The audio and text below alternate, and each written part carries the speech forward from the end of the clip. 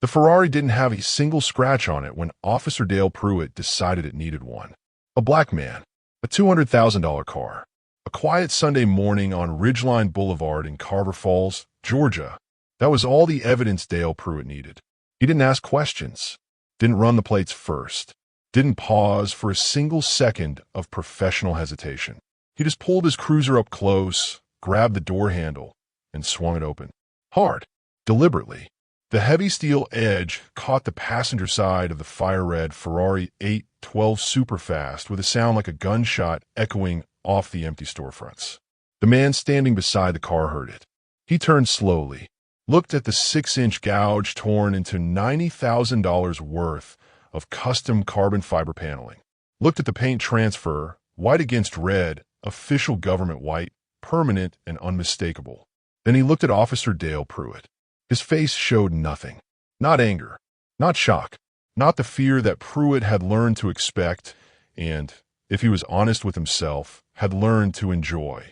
Just a flat, measuring expression that the people who know Marcus Webb call his processing face. The look he carries when he is counting things. Cataloging. Building something inside his mind that will survive every challenge thrown at it later. Pruitt didn't recognize that expression. He had never been on the receiving end of it before. He would spend the next 18 months wishing he had turned his cruiser around and driven away. Carver Falls, Georgia. Population 42,000.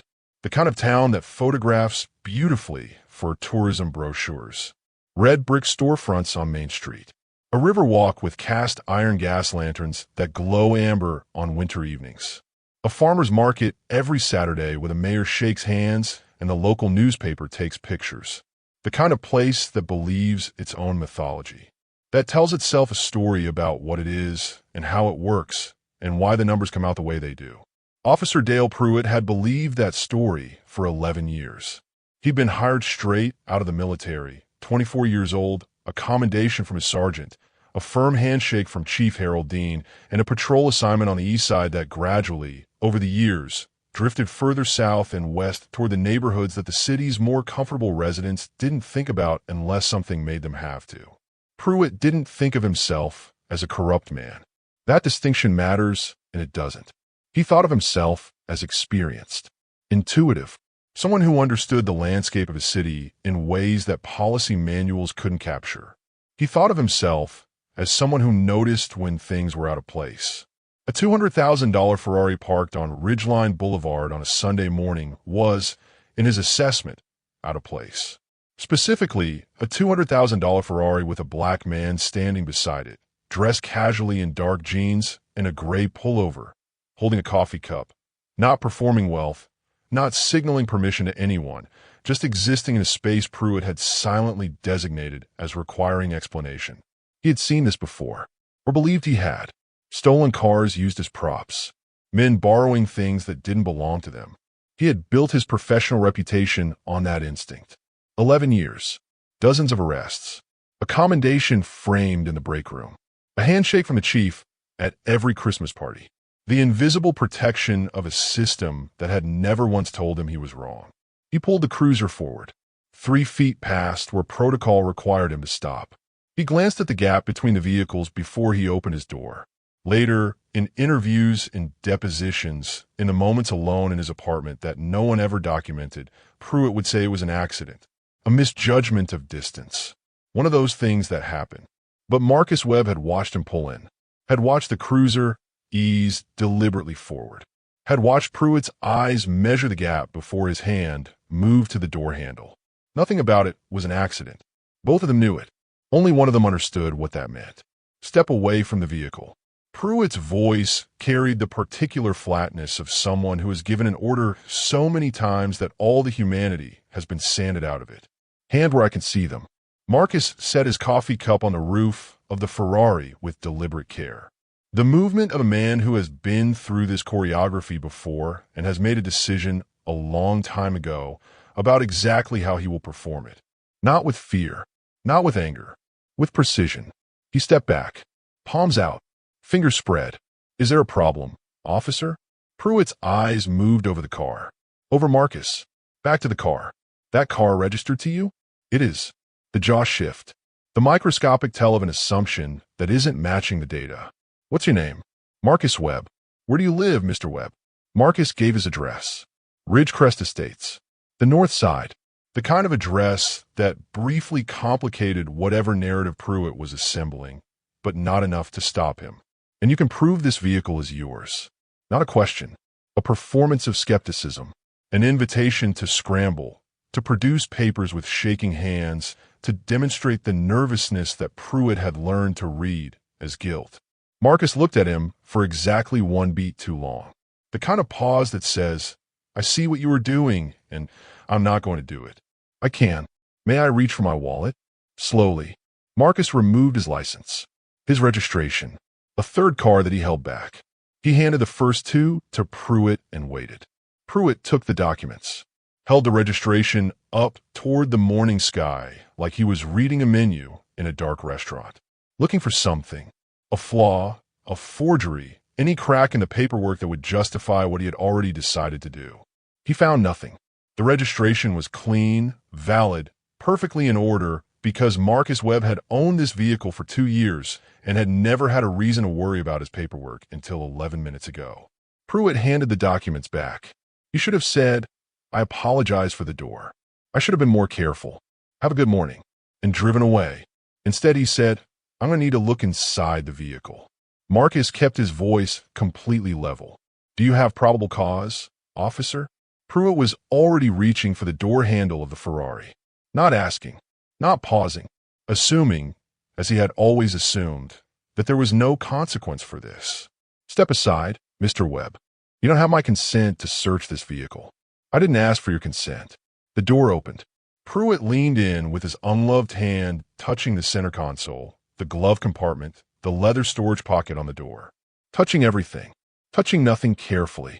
The kind of search that isn't really looking for anything specific because the finding was never really the point. He straightened up. Nothing in his hands. Nothing to justify any of this. The flat expression of a man who expected to find something and didn't, and now had to decide what story to tell himself about that. You're free to go. 4 words. Clean.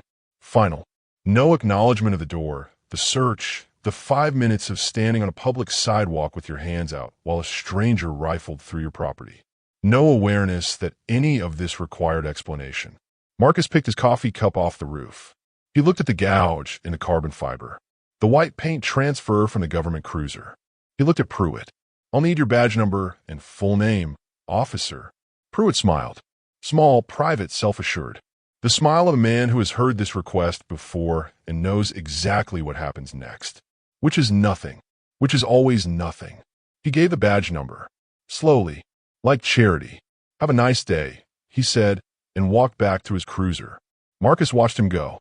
He stood completely still beside his damaged car, holding his coffee cup, and he ran through what he would do next with the same methodical focus he applied to every situation that required it. He did not call a lawyer, did not call his wife, did not post anything to any platform. He got in the Ferrari, started the engine, pulled away from the curb with the precise, unhurried calm of a man who knows exactly where he is going, and he made one phone call. The line connected to a secure server inside the Atlanta field office of the Federal Bureau of Investigation. He identified himself by agent number and said 8 words. Initiating personal incident documentation. Carver Falls PD. This morning. Then he drove home, sat down at his desk, and started writing. What Officer Dale Pruitt did not know, in the way that men like Pruitt often do not know things that are standing directly in front of them, was that Marcus Webb was a supervisory special agent with the FBI Civil Rights Division. 18 years of federal service. The lead investigator on a joint task force examining discriminatory policing patterns across 3 Georgia counties. 42 federal investigations, 4 of them resulting in Department of Justice consent decrees. A man who had testified before the Senate Judiciary Committee and received a written commendation from 2 consecutive attorneys general. He also, for the past 7 months, had been quietly and methodically building a federal file on the Carver Falls Police Department. Not on Pruitt, not specifically, not yet. The file started because of a number. 11 formal complaints of racially biased policing filed against Carver Falls officers over a 4-year period. 11 complaints, 0 sustained findings. A complaint suppression rate that a federal data analyst in Quantico had flagged as a statistical impossibility without deliberate, systematic intervention. Not a department that was bad at investigating complaints. A department where someone was actively managing the disappearance of complaints, choosing which ones survived and which ones vanished. Marcus had been in the passive observation phase of the investigation, watching from outside, gathering data, waiting for the right point of entry, the moment that would let him document the system from the inside, in real time, in a way that could not be explained away or administratively buried. Dale Pruitt had just handed him that moment, on a Sunday morning, in the form of a door swung deliberately into a $200,000 car. By the time Marcus reached his driveway, 3 separate actions had already been set in motion. His personal documentation memo was time-stamped and uploaded to the federal evidence server. A warrant request for Pruitt's full personnel file and complaint history was being prepared. A notification had been sent to the FBI's Office of Professional Responsibility flagging that a federal agent had experienced a civil rights violation at the hands of an officer who was already under passive investigation. Marcus changed into fresh clothes, made another cup of coffee, sat back down at his desk, and wrote for 3.5 hours without stopping. Every detail, the exact position of Pruitt's cruiser, the measured angle of the door swing, the gap he had watched Pruitt assess before opening it, the search without consent, the words Pruitt had chosen, the badge number delivered with that small, satisfied smile, the way the 15 people who had filed complaints before him had probably felt standing on sidewalks across this city, watching the machinery of a system decide that what happened to them was nothing. When he finished, the document was 47 pages long. Monday morning, break room, Carver Falls Police Department. Ray Kavanaugh was eating a breakfast sandwich at 8 in the morning with the uncomplicated contentment of a man who has not yet been asked to choose between his pension and his conscience. "You hear anything about a complaint from yesterday?" Kavanaugh asked, not looking up. "Some guy with a Ferrari on Ridgeline?" Pruitt poured his coffee. "What about it?" Dispatch said someone called in. "Damaged vehicle. Warrantless search." Pruitt sat down across from him. "The Ferrari guy?" He turned his cup slowly in his hands. Guy was acting suspicious. Expensive car, neighborhood like that, sitting alone with no clear reason to be there. "I had reasonable suspicion. Plates came back clean, though." Kavanaugh finally looked up. "Immediately." Pruitt shrugged with the confidence of a man who has shrugged at this kind of thing many times. "They always come back clean at first. He'll file his complaint. IA will have it processed and closed in 2 weeks. Man's not from here. He doesn't understand how things work." Kavanaugh took another bite of his sandwich and looked at the table. He had a way of looking at tables when conversations went to certain places. Had developed the habit over 2 years of working alongside Dale Pruitt and deciding, each time, that this particular moment wasn't the right one to say anything. There was always a reason to wait. His daughter's college tuition, his mother's medical bills, the mortgage on a house his wife loved. Reasons stacked on top of reasons until the weight of them became indistinguishable from character. But something about this one sat differently. Something about the way Marcus had looked standing beside that car. Not scared, not performing, just watching, just counting. Kavanaugh filed it away and said nothing. Like he always did. He would keep filing things away for exactly 9 more days. The investigation moved with the quiet efficiency of something that has been carefully prepared and is now simply being executed. In those 9 days, Marcus and his 3-agent team pulled records that the Carver Falls Police Department had never imagined were accessible. City traffic camera footage from 4 angles on Ridgeline Boulevard, covering the entire stop from Pruitt's approach to his departure. Dashboard camera video from Pruitt's cruiser that showed the door swing in precise, time-stamped clarity. Body microphone audio from Pruitt's shift recorder, which he had switched to standby mode rather than fully off, which meant the audio buffer had kept rolling, which meant that everything Pruitt said to himself after Marcus drove away, the things he muttered quietly in the cab of his cruiser, believing no one was listening, had been recorded, stored, and was now sitting in a federal evidence file in Atlanta. Those words were worse than anything Pruitt had said out loud. They pulled his complaint history. 15 complaints in 11 years. Every single one marked unfounded within 30 days of filing. Every single closure signed by the same name, Lieutenant Gerald Hatch, Internal Affairs Division. They pulled Hatch's financial records under the federal warrant. 4 deposits totaling $41,000 in an 18-month period, all wired from shell account connected to a property consulting firm. A firm whose principal client was a real estate developer named James Copeland, who had been actively lobbying the Carver Falls City Council to rezone 3 residential neighborhoods on the south side of the city for commercial development. 3 neighborhoods that happened to be the source of 8 of Pruitt's 15 complaints. 3 neighborhoods with a complaint closure rate was 6 weeks faster than anywhere else in the city. The picture was not complicated. It was clean and terrible and exactly as systematic as the data had suggested. Copeland needed the south side residents destabilized, pressured, eroded. Officers like Pruitt applied that pressure with traffic stops and searches and damage to property and the slow, grinding accumulation of incidents that made a neighborhood feel hostile and unprotected. Hatch made the complaints disappear. Copeland made deposits. Everyone understood the arrangement without ever having to say it plainly. On day 9, Marcus walked into the United States Attorney's Office for the Northern District of Georgia with 47 pages of personal documentation, 9 hours of combined video and audio evidence, Pruitt's full complaint file, Hatch's financial records, a forensic accounting analysis of Copeland's firm, and a warrant affidavit that the assistant U.S. attorney read from beginning to end without looking up once. She set it down, looked at Marcus across her desk. "How long have you been building this?" 7 months, he said. "But it's been happening for at least 4 years. She picked up her pen. "We're ready to move." Marcus nodded. "They won't see it coming." She looked at him. "Does that matter to you? That they won't see it coming?" He thought about it for a moment. About 15 people who had walked into a police station and handed someone a piece of paper describing something real that had happened to them.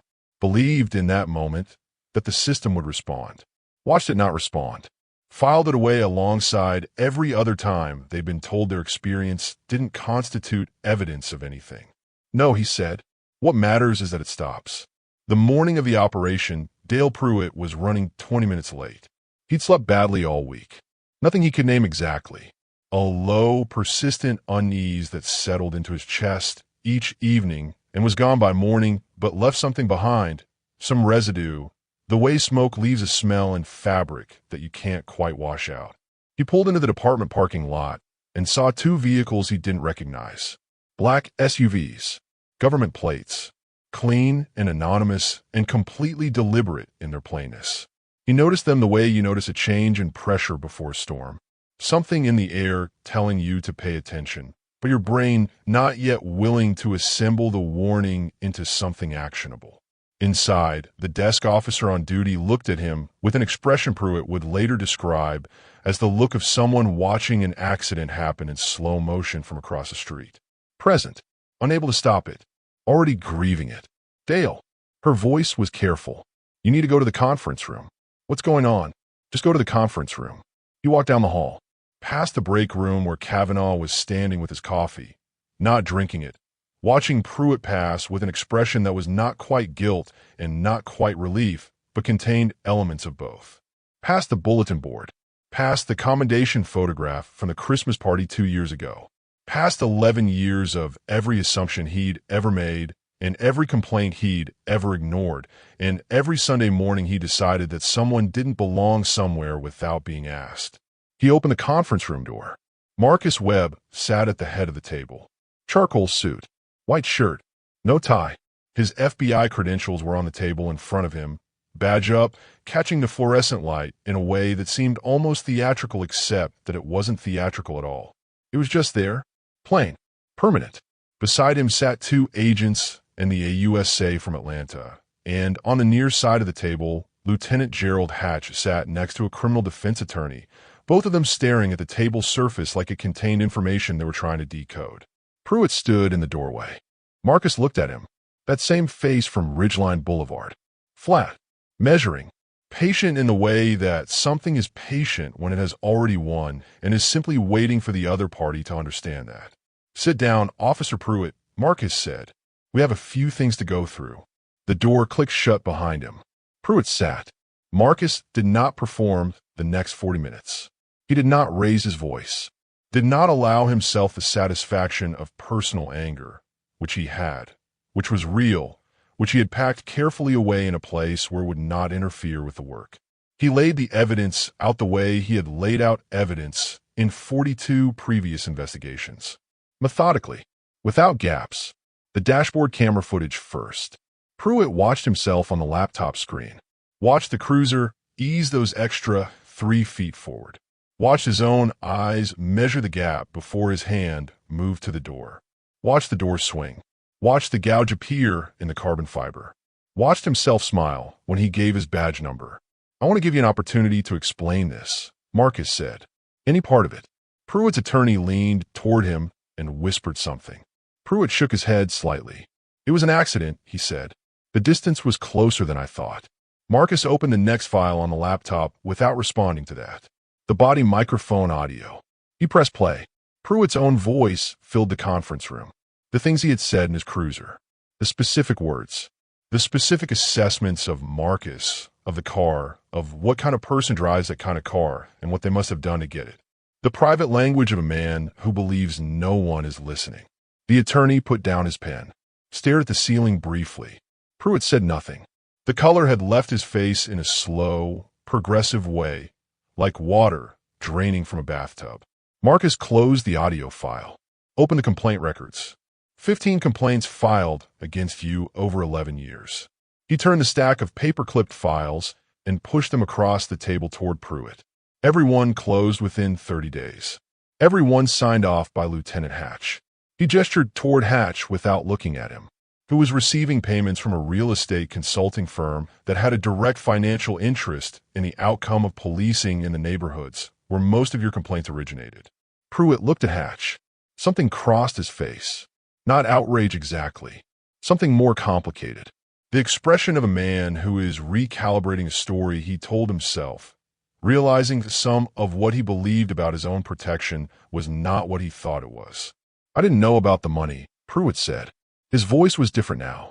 Smaller. Whatever had been holding the professional flatness in place had come loose.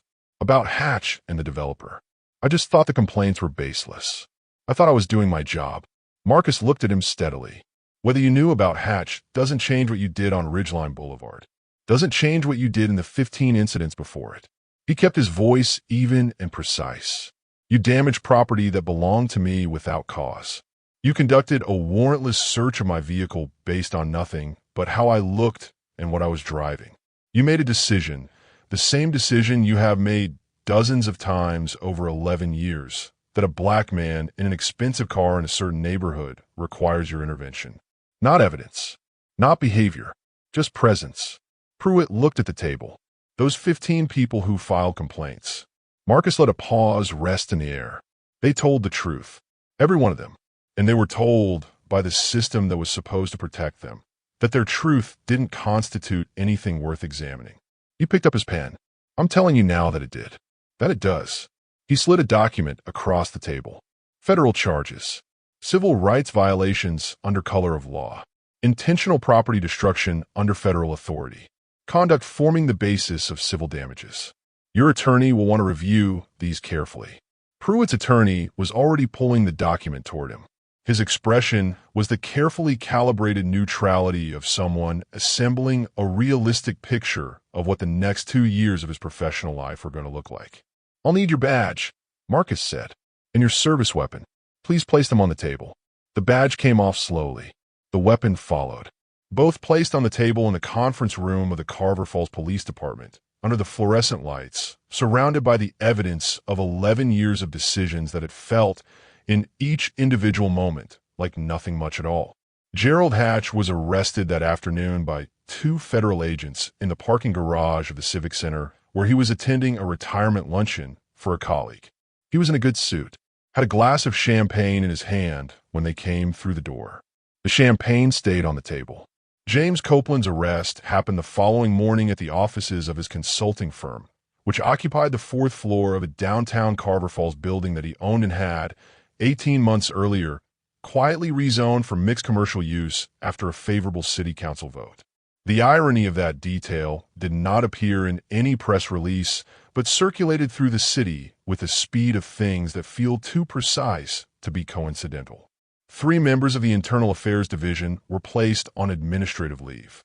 The city's legal counsel began drafting disclosure notices to the attorneys of the 15 individuals whose complaints had been improperly closed.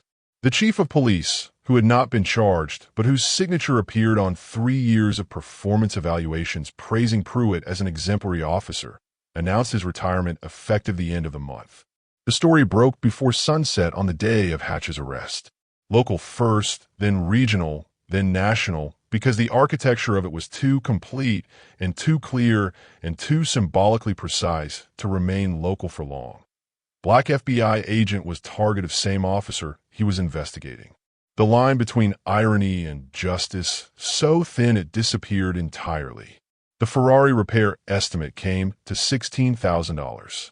The civil damages claim that Marcus's attorneys filed would ultimately settle for a figure that covered the car, the emotional distress documentation, and an amount that the city council agreed to without the kind of extended deliberation that suggests anyone thought they had a strong counterargument. But the number on the repair estimate was not what Marcus cared about, had never been what he cared about. The car had always been, in the context of everything else, beside the point. Ray Kavanaugh requested a meeting with federal investigators on the 4th day after Pruitt's arrest. He came in without an attorney, sat down across from Marcus in a small federal interview room, and put his hands flat on the table. "I should have said something earlier," he said. He didn't look away when he said it. That was something. Marcus waited. "I knew. Not about Hatch and the money. I didn't know that part. But I knew what Dale was doing. The stops. The way he talked about certain neighborhoods. The way he'd laugh about the complaints going nowhere. I filed 2 internal concerns in 2021. They came back unfounded." He exhaled slowly. "After that, I stopped filing. I told myself it wasn't my problem, that I couldn't afford to make it my problem." He looked at his hands. "But the guy with the Ferrari, when I saw the footage afterward, the way he stood there, the way he didn't react, I kept thinking there was something different about him. Like he wasn't surprised. Like he was ready for it. And I couldn't stop thinking about that." Marcus studied him for a moment. "What you're describing," he said carefully, "isn't courage. I want to be clear about that. What you did was calculate the personal cost of speaking up and decide it was too high." He let that rest for a moment, not cruelly, just accurately. "But you're here now, and what you know matters. So let's talk about what you know." Kavanaugh talked for 2 hours. Everything he had seen and filed away and told himself wasn't his business. By the time he finished, the federal record of Pruitt's pattern was comprehensive enough that the Attorney General's office would later describe it as one of the most thoroughly documented cases of individual officer bias they had processed in the previous decade. Kavanaugh transferred to a department in an adjacent county. On his 3rd week in the new assignment, he filed a conduct report against a senior officer that he would not, 6 months earlier, have filed. The habit had shifted slightly. The weight was a fraction lighter. He was still figuring out what kind of person he wanted to be when it mattered, but he was, at least, trying. The Carver Falls City Council held a public accountability session 5 weeks after the arrests. The chamber held 200 seats, and every one of them was filled 20 minutes before the session was called to order, with residents standing 3 deep along both side walls and a cluster of journalists occupying the back corner with their equipment. Marcus appeared voluntarily. He was not required to be there. He requested the opportunity. He sat at the witness table in a dark suit, no badge displayed, water glass to his right, the 47-page document he'd written on the Sunday afternoon of the stop in a folder in front of him that he never opened because he had written it and he remembered everything in it. "I want to be precise about something," he began, addressing the council, but looking, in his peripheral vision, at the full room behind him. "What happened to me on Ridgeline Boulevard was not exceptional. I need everyone in this chamber to understand that clearly and hold it. What happened to me was routine. It was the routine of a system that had been calibrated deliberately and financially to make certain things routine for certain people in certain parts of the city." He looked down at his hands briefly. The difference between my situation and the situations of the 15 people who filed complaints before me is not that I was treated worse. In some respects, I was treated the same. The difference is institutional. I had the authority, the training, the federal protection, and the resources to convert what happened to me into a federal case. Those 15 people did not. They had a form and a desk officer and a lieutenant who had already decided what the form was worth. He looked up. That gap, the gap between what I could do and what they could do, is not a gap in experience. It's a gap in power. And that gap was not accidental. It was built. It was maintained. It was financially incentivized. He shifted the folder slightly on the table. I am recommending federal oversight of this department's complaint intake and resolution process, reporting directly to the Civil Rights Division of the Department of Justice, bypassing local chain of command entirely. I am recommending mandatory independent review of all traffic stop data, organized by demographic, published quarterly on the city's public portal. I am recommending a civilian oversight board with binding authority, not advisory capacity, binding authority to compel investigations and recommend sanctions. And I am recommending a complete review of every complaint filed and closed in this department in the last 6 years, with independent investigators determining whether those closures were legitimate or managed. He paused. One more thing.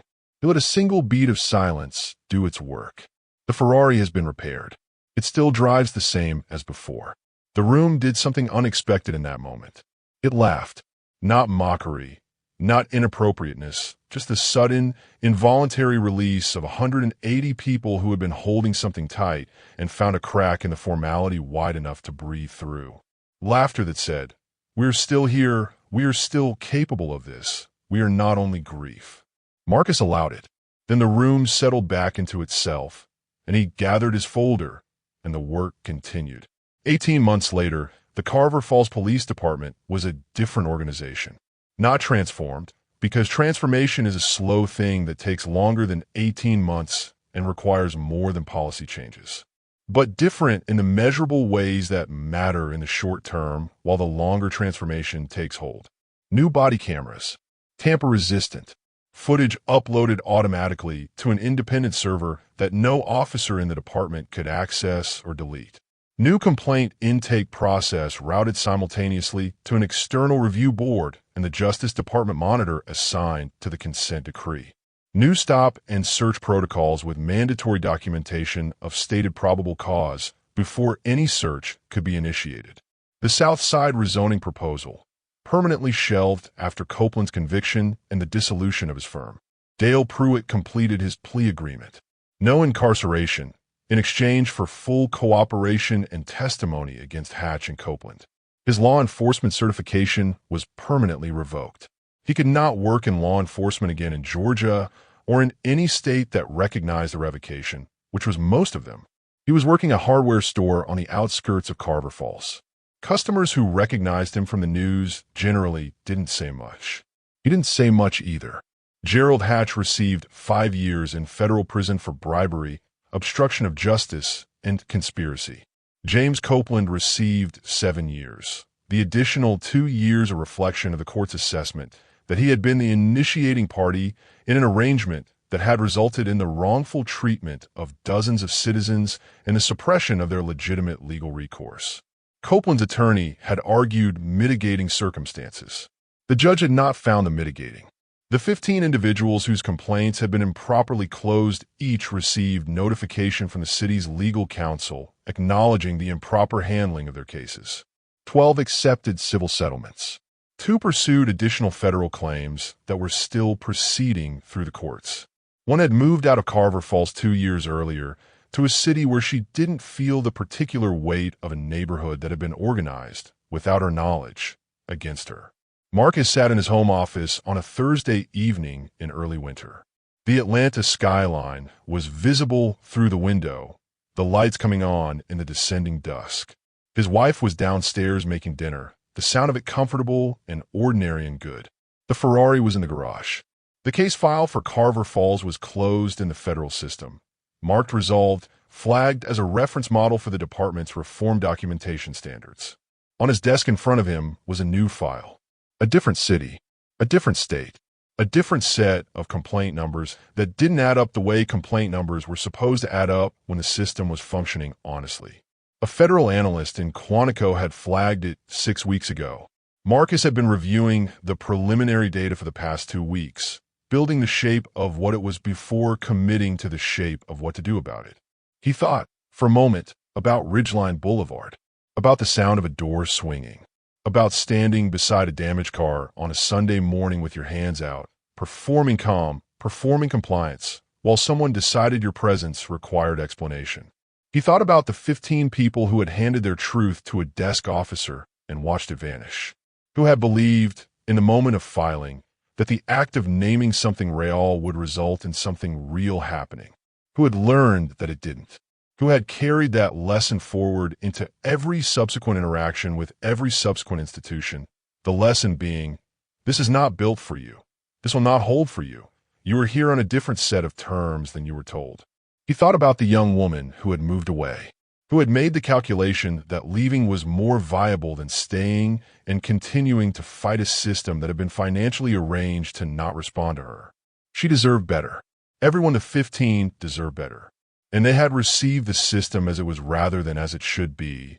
And the distance between those two things was the distance Marcus had been trying to close for 18 years, one case at a time, knowing the distance was long and the closing was slow and the work did not stop because one case was finished. He opened a new file. He picked up his pen. Outside, the city was doing what cities do in the early winter evening, moving, carrying itself forward. People driving home in cars of every make and value, through neighborhoods where the streetlights came on at the same time, but the experience of driving through them was not the same, had never been the same, would not be the same until the systems underneath them changed in the durable, structural way that lasted past any single case or any single arrest or any single evening of a federal agent sitting at his desk deciding to keep going. Marcus kept going. He always did. Did this story hold you from beginning to end? Hit that like button and subscribe for more powerful stories about justice, accountability, and the people who refuse to let the truth stay buried. Turn on notifications so you never miss our weekly drops. Share this with someone who needs to hear that the system can be held accountable when the right person refuses to walk away. The truth doesn't disappear. It waits, and when it's ready, it speaks louder than any lie ever could.